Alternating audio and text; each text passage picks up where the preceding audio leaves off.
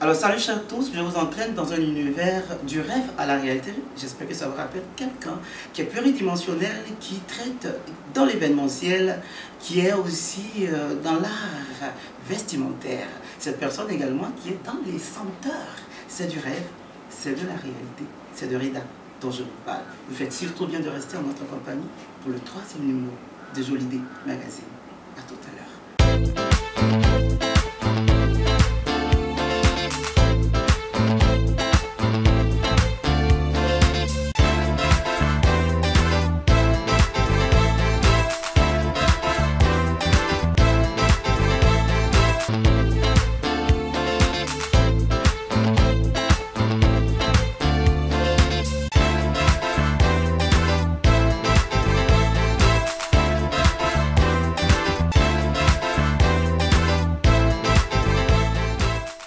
Alors nous sommes à la maison Rida Fawa, section haute couture.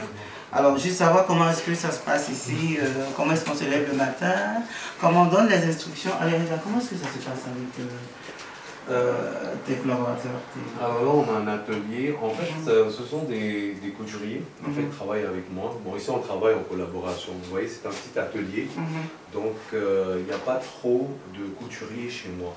C'est en vrai vraiment des pièces uniques. Donc on travaille, donc on fait le prototype de modèle. Et les petits modèles, en fait, le modèle il vient ici au niveau de l'atelier, donc on fait le montage. Et de là maintenant on va dans ce qu'on appelle le équipement. Alors est-ce qu'ils arrivent à comprendre tous les choses que tu expliques en fait, quand on sait que c'est de la haute couture en fait? Bon c'est pas évident, hein. Eux-mêmes ils savent, bon souvent c'est compliqué, mais on arrive toujours à trouver la solution. Alors si je m'adresse à lui, quel est le modèle qui a été très difficile à comprendre pour vous? Il a expliqué une fois que vous n'avez pas vu. Oui.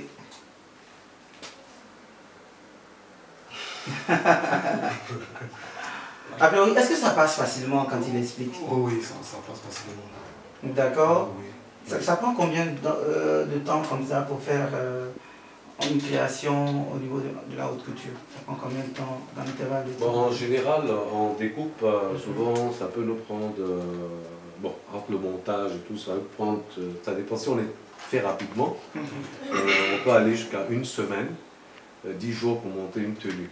Mais si on prend le temps, il est mieux. Moi je leur demande toujours de prendre le temps de faire un travail, pas faire un travail rapide, voilà, parce que les finitions sont très importantes. Voilà. Mais on a déjà eu à travailler sur une robe. C'était une robe de mariée et qui était très compliquée à faire. Et ça fait partie de ma dernière collection. Ah. Et donc pour le montage, je parle de la robe en crin. Voilà. Donc travailler avec le crin, c'est quelque chose qui est une nouvelle tendance. Sacré. Voilà. Donc non, c'est nouveau. C'est nouveau, ça crin. Voilà. Et donc pour travailler dessus, il y a eu énormément de complications. On était 2, 3, 4 à faire des découpes pour pouvoir monter cette robe et au final on a pu réussir la robe. Je pense que c'est la robe la plus compliquée. Lui-même il a laissé ça pendant un moment traîner parce qu'il ne voulait pas venir dessus. Alors déjà on sait comment ça se passe au niveau de la confection des tenues. Nous repartons en interview encore. Merci, restez à notre compagnie. Nous sommes à l'atelier finition et petites mains, voilà, pour voir combien le travail est fait avec son. Alors ce que j'explique en fait, c'est qu'une fois qu'on quitte le mode de l'atelier de couture, on vient, on va dire ici c'est les petites mains, donc c'est au niveau des finitions, donc c'est fait à la main, parce que c'est pas fait à la machine forcément, c'est pas tout, pour avoir des coupes en fait très haute couture. Quand vous regardez ça, c'est un pagne kita, du Ghana. Même pas remarqué. Voilà, c'est pour une mariée. Mais quand vous regardez le modèle, regardez, on a fait quand même, on a pris le kita et on l'a travaillé de sorte qu'il fasse haute couture. Alors le travail à la main, ça prend combien de temps? Ça prend énormément de temps. Quand vous venez ici, regardez. C'est-à-dire, en matière technique de haute couture, de la couture, on prendrait, on va dire, des franges qui s'achètent dans les merceries au mètre, qui coûtent absolument rien. Mais ce que nous, on est en train de faire, on préfère faire en perlage. C'est-à-dire, voilà, vous voyez ici, donc on est en train de remplir les perles, on les remplit au niveau du fil, et fil par fil, on les accroche, on les place, voilà, pour donner, voilà, ce mouvement à la robe. Mais le faire avec des perlages, ça fait un travail plus raffiné et plus recherché. Et c'est énormément de travail. Est-ce que ça tient plus quand c'est à la main, contrairement à ce qu'on achète dans... Évidemment, ce n'est pas du prêt-à-porter parce que je vais vous expliquer. Quand vous regardez déjà, en matière de haute couture, vous voyez la fermeture, à peine on l'aperçoit au niveau de la couture. C'est quoi la fermeture française? Oui, c'est les fermetures françaises. Et c'est très important de travailler avec ce genre de fermeture. Après, quand vous regardez les finitions internes, je vais vous montrer. Vous voyez les finitions internes, regardez. Waouh. Vous voyez, c'est parfait. fait à la perfection. Voilà, et après, une fois que c'est fait à la main, après tout ça se démonte. Et puis après, la robe est la libre. Ok, merci Reda. Nous en savons un peu plus sur ton travail. Merci. Et sur vraiment le professionnalisme. Merci.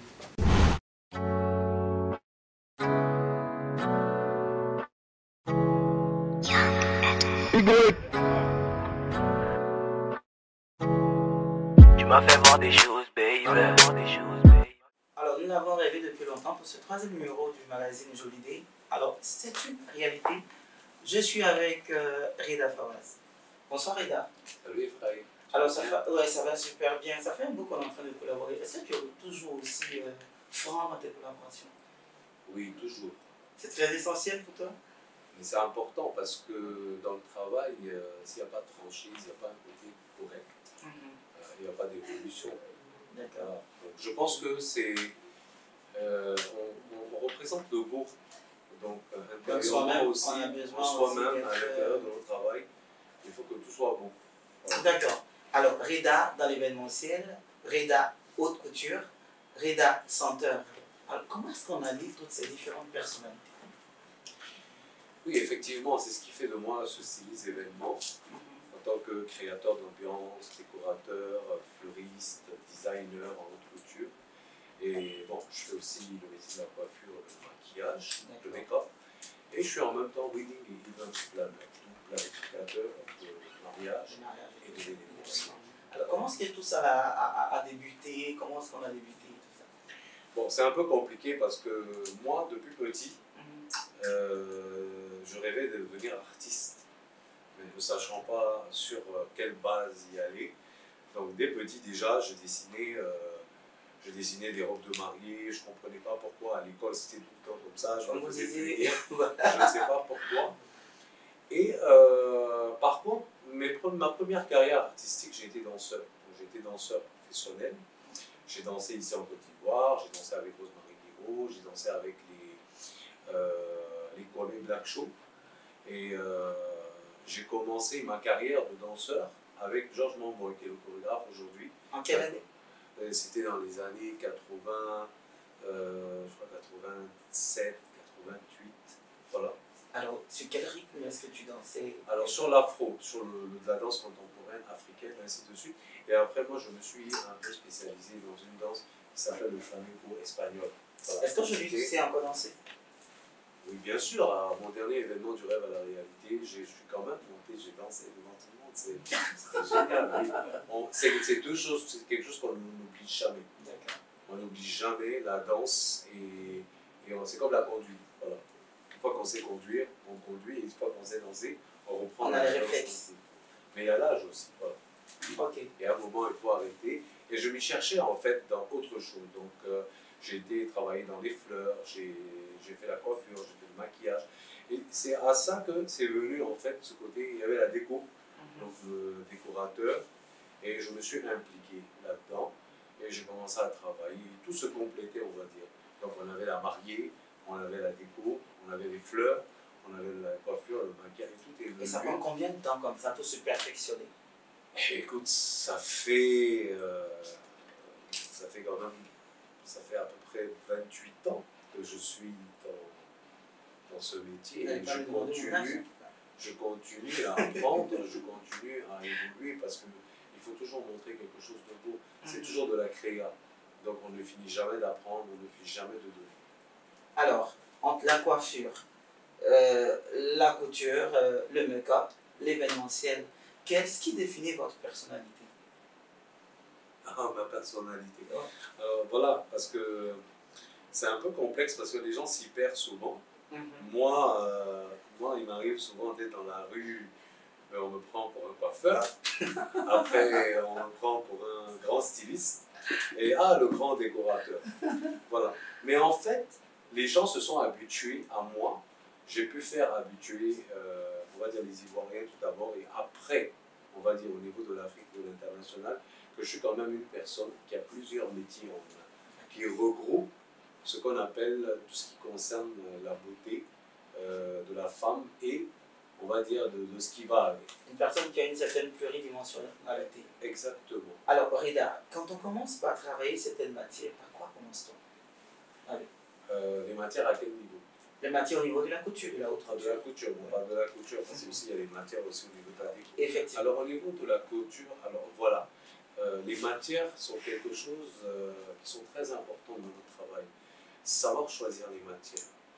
Il y a de la matière qu'on appelle matière, on va dire, qui n'est pas appropriée dans un terme qu'on appelle haute couture.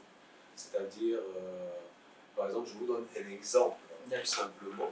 Il y a le satin duchesse, c'est quelque chose que moi, je ne l'utilise pas dans ma couture. Parce qu'en fait, quand on fait la couture dessus, donc il y a des défauts. Mais il y a ce qu'on appelle le grand duchesse. Voilà. Comme le grand Reda Fawaz. Non, en fait, c'est le bon Dieu qui est grand. Mais quand on parle de satin, donc on a le satin duchesse tout simplement, et il y a le grand duchesse. Donc travailler avec le grand duchesse, donc déjà par le nom, on sent qu'il y a quand même un côté raffiné. Il y a les matières à travailler. Bon, ici en Afrique, il y a tellement de matières. Vous avez des matières tissées, vous avez des matières faites à la main, vous avez du kita, vous avez du lin. Il y a tellement de matières en Afrique que c'est bien en fait de travailler.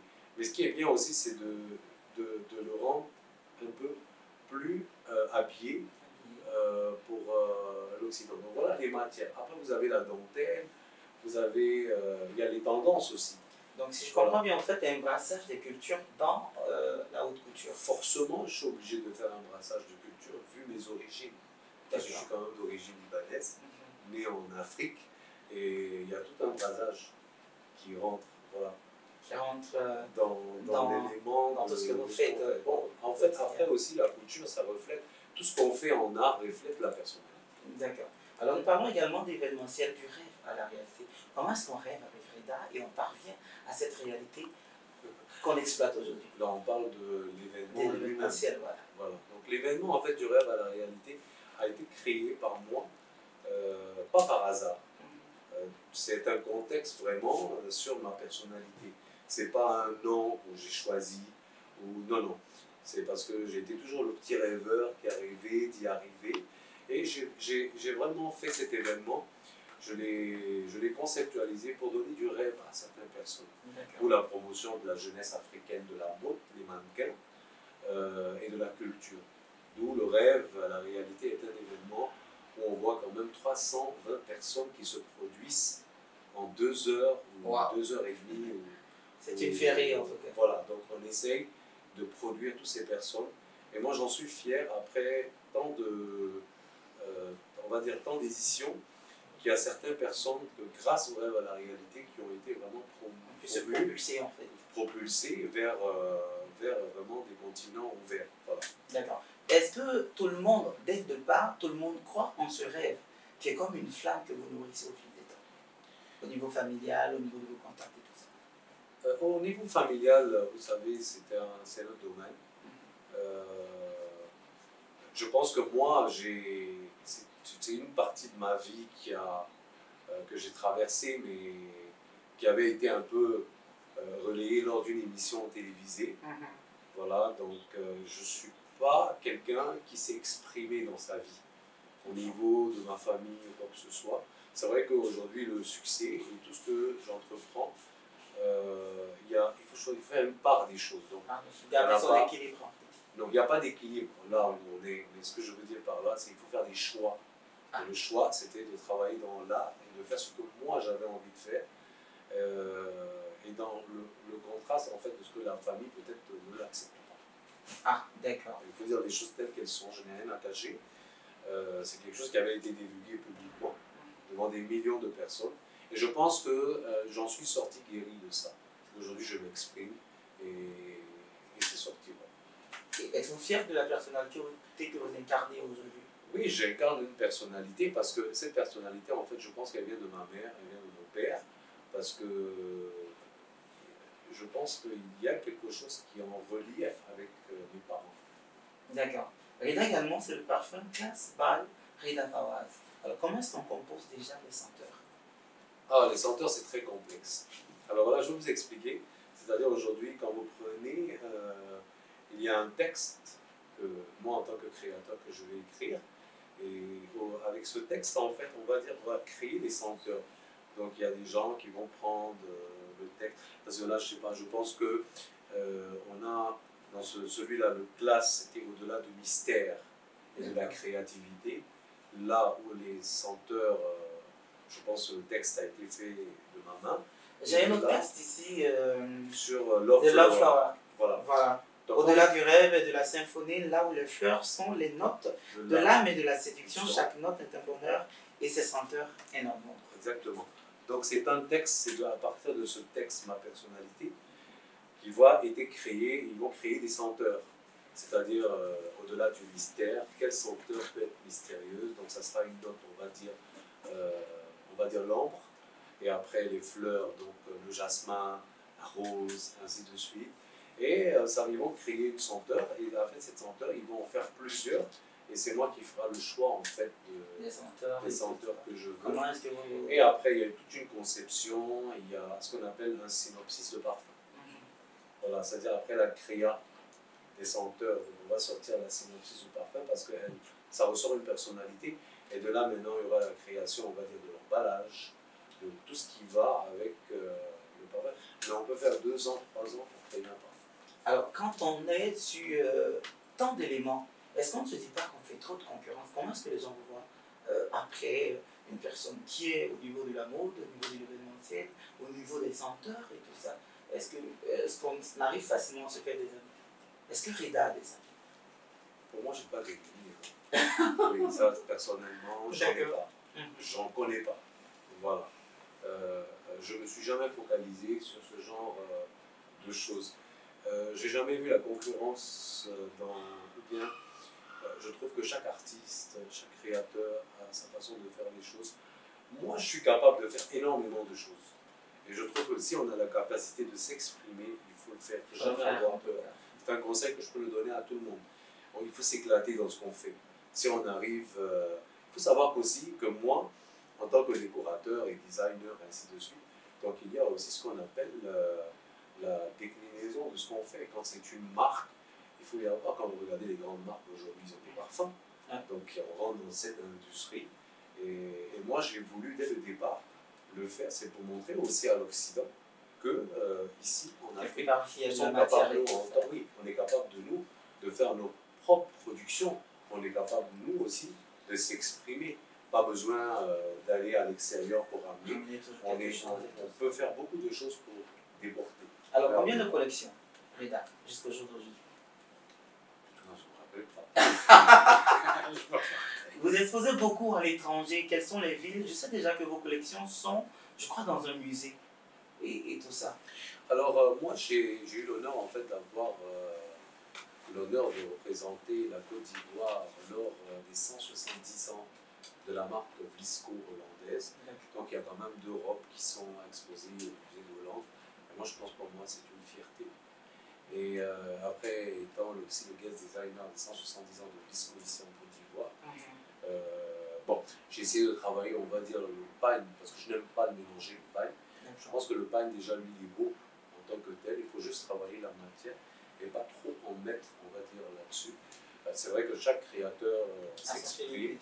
Et moi, j'aime bien que le pagne soit dans son naturel, parce que les découpes et les motifs et de la manière dont le confectionnement du pagne, on le retourne à plusieurs sens, donc on peut le découper pour en faire une robe à plusieurs sens.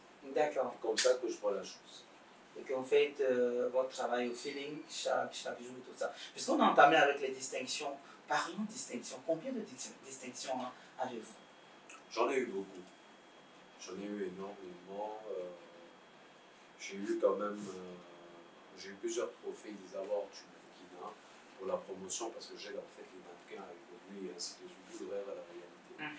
C'est quand même un événement qui peut ramener plus de 150 mannequins sur l'été. Voilà.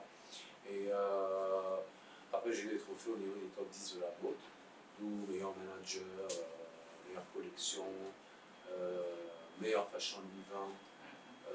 J'avais eu aussi à l'époque un trophée des top 10 qui ne concernait pas la mode, mais qui concernait quand même le côté décorateur de pratiquement toutes les étapes de défilé d'Afrique. Parce qu'il faut savoir que depuis 10 ans aujourd'hui, j'ai les plus grands défilés donc, ont été décorés par moi-même. Voilà, on ne va pas en citer, mais les plus connus. Que ce soit ici en Côte d'Ivoire, que ce soit au niveau de Dakar, ou un peu en Afrique ici. Donc j'ai quand même travaillé sur énormément de ces étapes. Et j'ai été lauréat de la petite robe noire de Guerlain, d'où j'ai eu un trophée de Guerlain. Guerlain, j'ai reçu quand même 2. C'est mon troisième, on va dire. Mon trois lots, on va dire, pas des lots, ce sont des trophées, des distinctions de Guerlain. Donc le premier était pour la petite robe noire de Guerlain. Le deuxième, je pense que Guerlain me faisait honneur en tant que créateur affiné. Le troisième, j'ai eu quand même un parfum sur le synopsis, en fait, et pas le synopsis, sur ma personnalité, un parfum gravé de chez Guerlain. C'est le que vous m'avez refusé tout à l'heure? Non, celui-là, c'était sur la petite robe noire de Guerlain. Voilà. Alors, quand on a fait autant de choses et qu'on a autant de distinctions, quand on regarde vers sa personne, quelle idée on a de sa propre personne? On est fier. On est fier parce qu'on se dit quand même on a accompli quelque chose.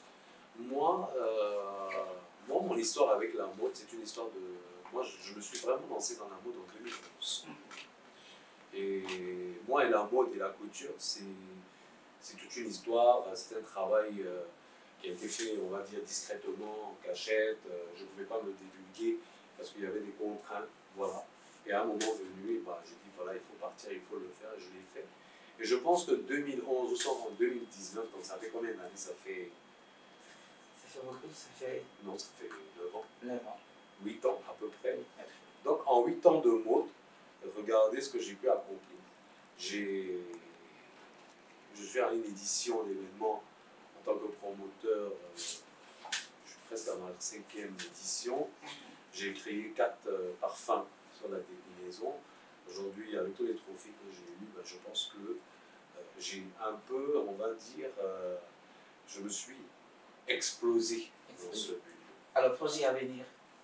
Il y a énormément de projets. On est en train de travailler sur une grande ligne de parfums encore qui va sortir bientôt, parce que ça prend du temps. Je suis presque à la fin de mon livre, on va dire, de ma biographie. C'est en train de s'éditer depuis 3 ans, je crois, qu'on est en train d'écrire ce livre. Et ça s'appelle Du rêve à la réalité, mon histoire. Waouh! Voilà. Ça fait beaucoup de choses. Ça fait beaucoup de choses. C'est bien d'avoir une biographie parce que nous sommes des gens de la scène. Et à un moment venu, je pense qu'on s'éteint. Et quand on s'éteint, il faut qu'il y ait quelque chose à faire. Alors, un mot pour toutes ces personnes-là qui vous admirent et qui admirent ce que vous faites, qui admirent autant de dimensions en une seule personne. Bon, moi aussi, je les admire parce que je sais pas quoi dire. Moi, les gens qui me suivent, les gens mes fans, on va dire, et ceux qui adorent ce que je fais, ce sont des personnes que j'adore énormément. Et peu importe où je les crois, est-ce que ça soit dans la rue ou que ça soit partout, je suis venu toujours vers ces personnes humblement. Et parce que je pense que c'est grâce à cela qui fait de nous ce qu'on appelle... C'est vrai que c'est un autre travail, mais c'est grâce à ces personnes qu'on prend aussi de l'ampleur de notre travail. Alors je vous parlais d'un homme qui a réalisé ses rêves, qui est parti des rêves et qui est arrivé à la réalité grâce à des distinctions. Reda, ça crève les yeux. Oui, ça c'était un trophée de Guerlain, c'est celui de la petite robe noire. Donc en fait c'est un parfum, ce sont des parfums série classée de Guerlain, donc voilà, c'est un trophée. C'est pas les gens de parfum, combien ça reste dans la chambre en fait. Non, et ça c'est un autre trophée de Guerlain aussi, que j'ai été de distinction, on m'a été offert. Voilà. Donc, vous savez, Guerlain, c'est tout ce qui va dans les senteurs. Vous voyez, Wow. voilà, et après, vous avez les awards du mannequinat, les awards du mannequinat plus haut, encore les awards du mannequinat, meilleur fashion event, top 10, top 10, top 10. Donc là, moi, je pense que j'en ai eu 4 à 5 top 10 et avant que le top 10 soit dans, on va dire, ce qu'on appelle physique, il y avait le côté, on va dire, web, et il y avait aussi comment on appelle, des nominations. Voilà, et ça évolue au fur et à mesure qu'on a pu avoir des trophées. Je vois un certificat d'appréciation derrière. Alors, le certificat d'appréciation, c'est sur Wedding Worldwide International, sur l'événementiel. On va dire que je suis un peu l'ambassadeur des wedding planners en Côte d'Ivoire et un peu en Afrique de l'Ouest. Voilà. Après, ce sont des certificats, des diplômes d'excellence du ministère de la Culture, ainsi de suite. Mais il y a énormément de trophées. Énormément de travail également. Oui, travail, voilà. Alors merci Reda de nous avoir présenté vos distinctions et puis vivez votre rêve, parvenez à la réalité. Ça c'est top ça. Alors un mot de fin. Ben, moi je suis très heureux de vous avoir reçu. On a passé un super moment. Ouais. C'est vrai que ça fait un moment on est là. Donc presque toute une journée. Ah on va ben dire. Voilà, il y a eu un travail de fond, il y a eu un shooting, il y a eu beaucoup de choses à la fois. il y a eu beaucoup de choses. Et je suis très content de recevoir et je suis quand même très fier de faire partie de ce magazine. Et bien nous également. Voilà, et je dis bravo à toute cette équipe parce que c'est quand même une équipe dynamique. Et j'espère que vos rêves deviendront réalité. Voilà. Ouais, forcément. Et moi, je ne suis qu'heureux de voir les gens évoluer parce que c'est quelque chose de très important dans ma conception et dans mon âme à moi. C'est ma pensée de voir les gens, de voir les gens évoluer. Et bravo à tout le monde. Alors, bravo à toi aussi. Merci Reda. Alors, vivez vos rêves et parvenez à la réalité. C'était l'interview avec Reda Fawaz du Rêve à la réalité. Merci à Abissé, à Kaltrogon qui ont participé à la réalisation de cette émission. Surtout, restez en notre compagnie sur le www.jolidé.com et sur la page Facebook de Jolidé Magazine. Restez surtout jolis.